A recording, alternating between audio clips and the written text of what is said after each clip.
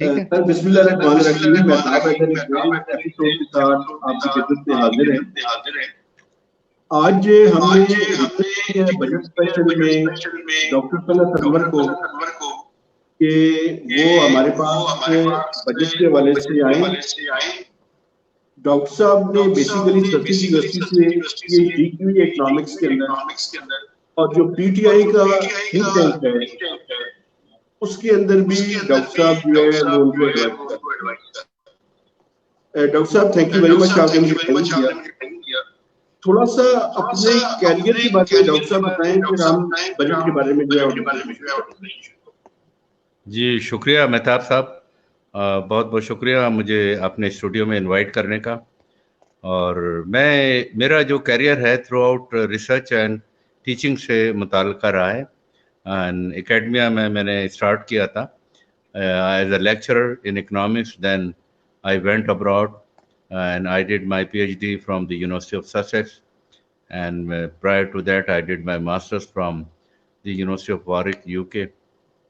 तो ये बैकग्राउंड के बाद फिर मैंने central bank of Pakistan, state bank of Pakistan join किया और वहाँ एज हेड ऑफ रिसर्च और head of macro economic framework, जो कि IMF का फ्रेमवर्क होता है, उसका एज हेड मैंने काम किया और हेड ऑफ इकोनॉमिक रिसर्च काम किया। तो वहाँ काफ़ी मेरी लर्निंग हुई और काफ़ी समझने को मौका मिला कि इकोनॉमी को किस तरह से मैनेज किया जाता है, और जो है ना IMF के प्रोग्राम क्या होते हैं और क्या कंडीशनलिटीज़ होती हैं, और कैसे जो है ना डेवलपिंग कंट्रीज़ पर जो है ना वो इन्फोर्स की जाती है। तो उनको मैंने क्रिटिकली देखा है और उनको असेस भी किया है, कई प्रोग्राम में के असेसमेंट में शामिल भी रहा हूँ। डॉक्टर साहब ये बताएं कि आप प्लानिंग कमीशन में भी रहे हैं उनके जी, मैं पावर्टी प्लानिंग कमीशन में भी मैं एडवाइज़र था, एडवाइज़र ऑन विजन 2025। गवर्नमेंट जो प्लानिंग डॉक्यूमेंट है 2014 में पिछली गवर्नमेंट ने जो बनाया था वहाँ भी था। उसके बाद फिर मैं डिफरेंट इंस्टीट्यूशंस, कॉमसेट में प्रोफेसर था और पाइड में प्रोफेसर रहा हूँ, और फिर रिसर्च एंड टीचिंग से मैं अभी तक मेरा ताल्लुक़ है। साथ साथ मैं पाकिस्तान तहरीक इंसाफ को भी एडवाइस करता हूँ, थिंक टैंक में उनका लीड इकोनॉमिस्ट हूँ। जी, ये बस मुख्तसर तारुफ है।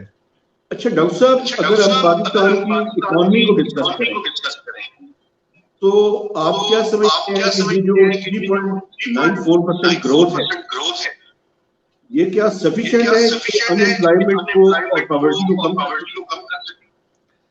जी बिल्कुल, ये सफिशिएंट नहीं है। 3.94 जो है ये थोड़ी कम है, क्योंकि जो हमारे जो पॉपुलेशन ग्रोथ रेट जा रहा है और उसके हिसाब से जो लेबर फोर्स ग्रो कर रही है, तो हमें एटलीस्ट 6% जो है ना 6 to 7% per annum growth rate चाहिए, ताकि हम अपनी ग्रोइंग जो लेबर फोर्स है उसको एब्जॉर्ब कर सकें। तो ये बहुत ज़रूरी है, लेकिन 6 और 7% तो अभी शायद पिछले आपने देखा होगा सालों में 2-4 दफ़ा ही ये अचीव हुआ है। मोस्टली 6% और 4% के करीब ग्रोथ रेट रहा है। लेकिन अगर आप हिस्टोरिकली देखें, मैंने क्योंकि पॉवर्टी पे भी काम किया है तो इसको क्रिटिकली एग्जामिन किया है, तो जो ग्रोथ ट्रेजेक्ट्री जो है ना उसको हिस्टोरिकली देखें तो आप ये देखेंगे कि जो 6% पर एनम जो GDP ग्रोथ रेट है वो सफिशिएंट होता है पॉवर्टी को कम करने के लिए।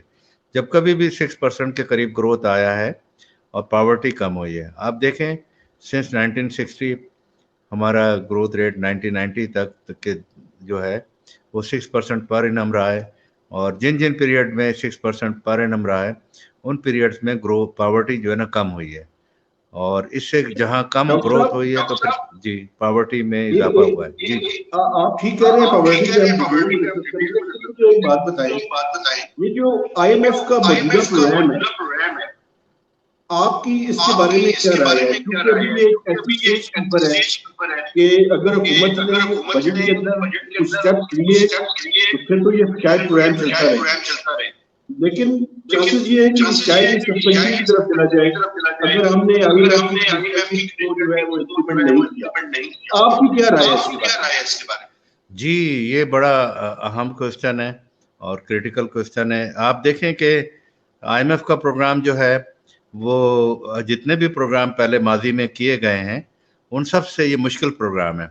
इसमें बहुत टफ कंडीशनलिटीज जो है ना इम्पोज की गई थी और फ्रंट लोडिंग की गई थी। तो सारे के सारे एक्शंस जो है ना शुरू में ही लेना थे, बल्कि प्रायर एक्शन भी इसमें शामिल थे, जिसमें इंटरेस्ट रेट हाइक था, उसके अलावा करेंसी डिवैल्यूएशन थी। इस तरह के स्टेप्स जो है ना जैसे ही ये मौजूदा हुकूमत आई इसने लिए प्री जो प्रायर एक्शन थे। तो अब ये कि यानी इन्होंने काफ़ी हद तक काबू पा लिया है। एक बात मैं कहूँगा कि बड़ी तनकीद भी हो रही है कि IMF का प्रोग्राम है, सख्त कंडीशन, लेकिन इस प्रोग्राम ने काफ़ी कुछ अचीव भी किया है, क्योंकि जो मैक्रो इकोनॉमिक स्टेबिलिटी थी वो नहीं थी। हमारा करंट अकाउंट डेफिसिट बहुत हाई था, जो कि अब जो कम होके सरप्लस में आ गया। तो ये इस प्रोग्राम की जो सख्ती की गई उसकी अचीवमेंट है एक तरह से, कि हमारा जो करंट अकाउंट जो सर डेफिसिट 20 बिलियन था 2-3 साल पहले, अब वो सरप्लस में कन्वर्ट हो गया है। और फिर अब ऑन टॉप ऑफ इट कि ये जो डेवलपिंग इकोनॉमी है जैसे हमारी है, उसके लिए करंट अकाउंट का सरप्लस होना अच्छी बात है? नहीं, कोई अच्छी बात भी नहीं है, लेकिन कोई बुरी बात भी नहीं है।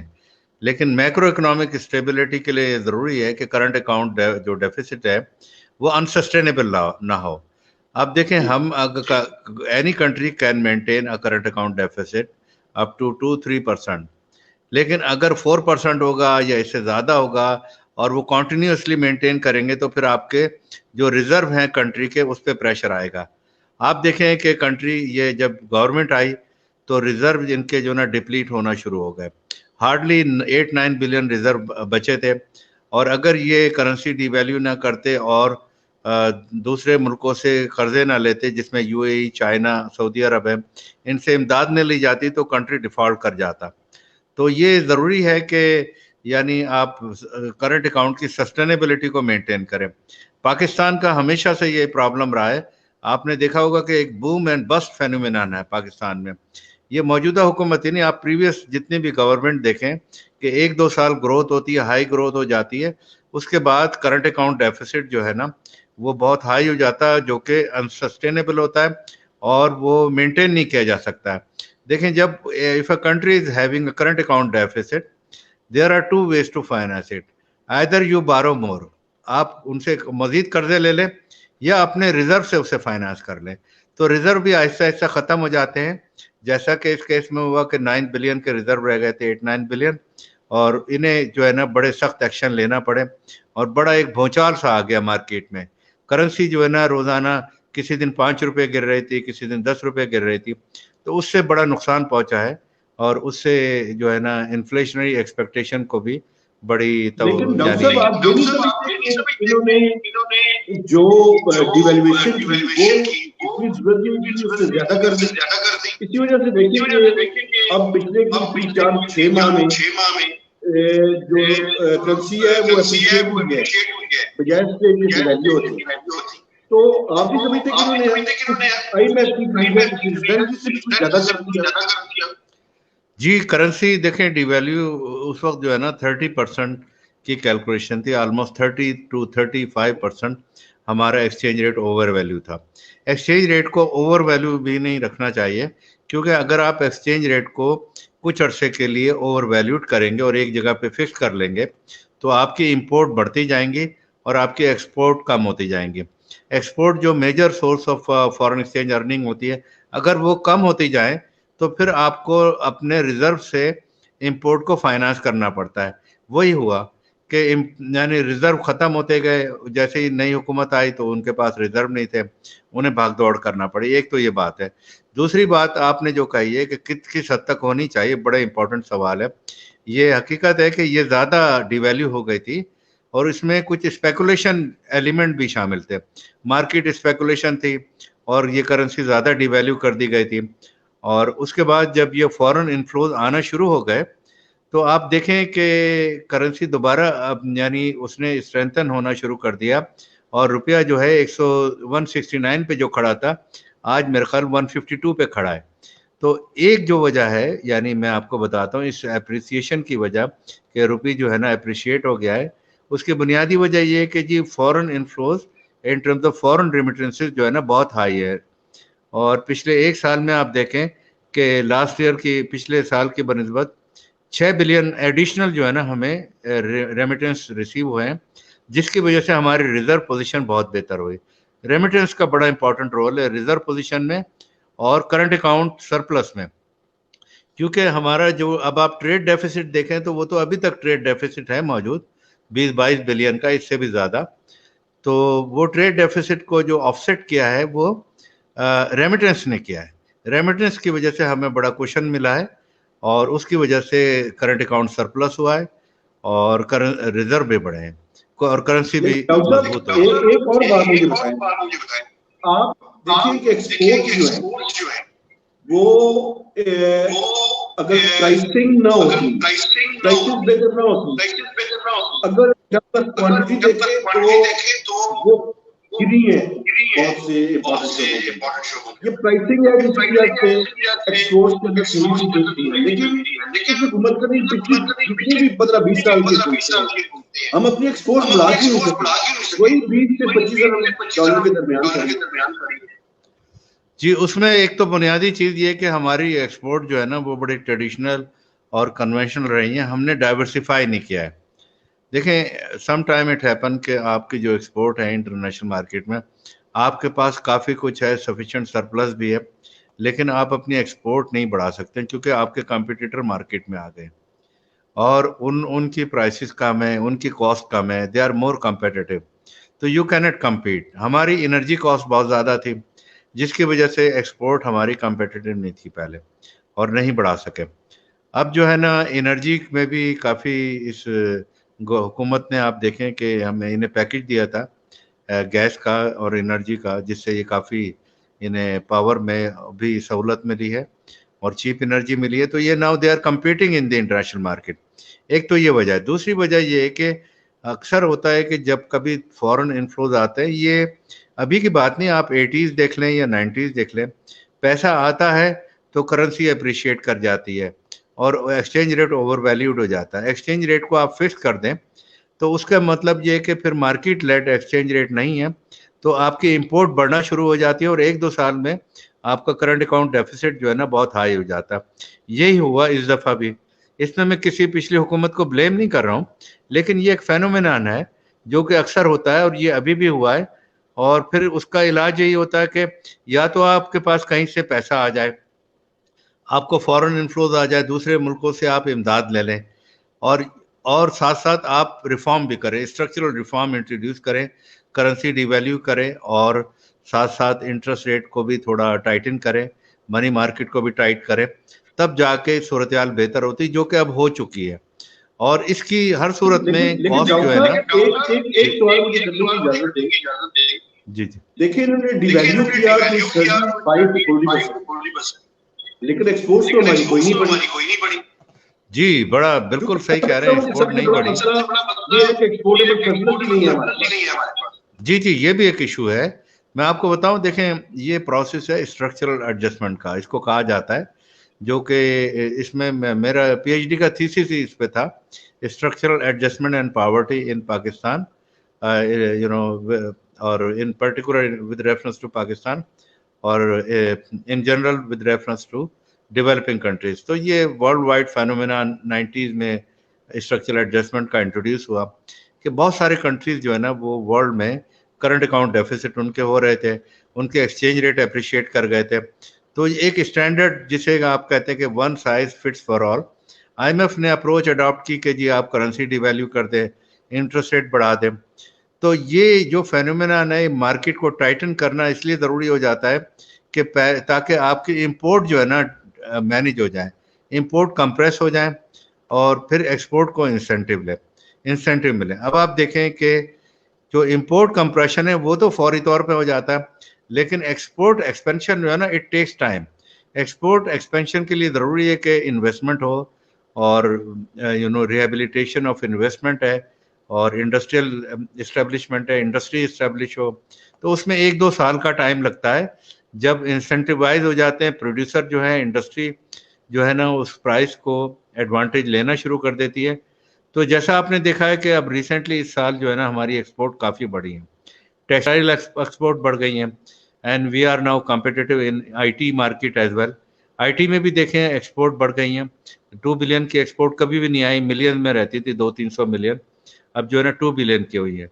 तो ये थोड़ी डाइवर्सिफिकेशन हो रही है और एज हमें हासिल हुई है एक्सचेंज रेट की डेप्रिशिएशन, यानी जो हमने एडजस्टमेंट की है और डेप्रिसिएट किया है, तो उसकी हमें एज हासिल हो रही है और मार्केट में हम कंपेटिटिव वंस अगेन हो गए।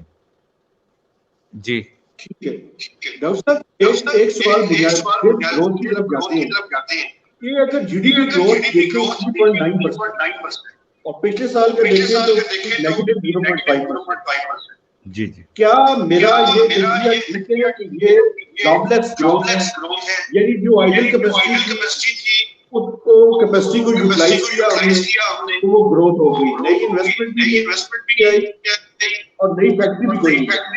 क्या मैं ठीक कह रहा हूँ? जी थोड़ा सा मैं आपसे डिसएग्री करूंगा। आज ये ऐसा महसूस होता है जॉबलेस ग्रोथ है, लेकिन ये कि जॉबलेसनेस जो है ना बहुत हो चुकी थी इंडस्ट्री के बंद होने की वजह से और कोविड की वजह से, बहुत बड़े पैमाने पे जॉबलेसनेस हुई है। तो उसको ये पूरी तरह रीगेन नहीं कर पाए। अभी ये 4% देख, जैसा मैंने कहा कि आपकी जो लेबर फोर्स है वो 6% से ग्रो कर रही है। तो अगर यानी जो लेबर फोर्स से मुराद ये कि जो वर्किंग एज पॉपुलेशन है, यानी 15 साल से लेकर जो 50 साल की रेंज में है, उसकी ग्रोथ रेट बहुत 35 साल तक जो है बहुत हाई रेट से ग्रो कर रही है। तो उसके लिए एटलीस्ट आपको 6% ग्रोथ रेट चाहिए, जो कि अभी नहीं हुआ। तो ये ऐसे ही नज़र आता है कि जॉबलेसनेस अभी मौजूद है, अनएम्प्लॉयमेंट अभी मौजूद है। ये सिर्फ हमने रीगेन किया है और रिकवरी हुई है जो पिछले साल हमने लूज़ किया था। यानी पिछले 2 सालों में एक तो कोविड की वजह से, दूसरे स्ट्रक्चरल रिफॉर्म जो हुई थी जिसकी वजह से रिसेशन हुआ था और फैक्ट्रीज को एडवर्स कंडीशन देखना पड़ रही थी, उनकी कॉस्ट ऑफ प्रोडक्शन बढ़ गई थी because of the devaluation and inflation, और इंटरेस्ट रेट भी एक फैक्टर था। तो जैसे ही गवर्नमेंट ने इंटरेस्ट रेट कम किया और यानी कोविड आया, तो ये बड़ा अच्छा स्टेप लिया गवर्नमेंट ने कि फौरी तौर पे जो है ना यानी इंटरेस्ट रेट 13% से इन्होंने 7% तक ले गए, यानी 2-3 माह के अंदर रैपिडली लेके आए। तो जिसके आप सम्राट देख रहे हैं कि अब इकोनॉमी में एक्सपेंशन हो रही है, इंडस्ट्री रिवाइव हो गई है, और जो साथ साथ ना सिर्फ इंटरेस्ट रेट को इन्होंने रिड्यूस किया बल्कि इन्होंने क्रेडिट एक्सपेंशन भी की।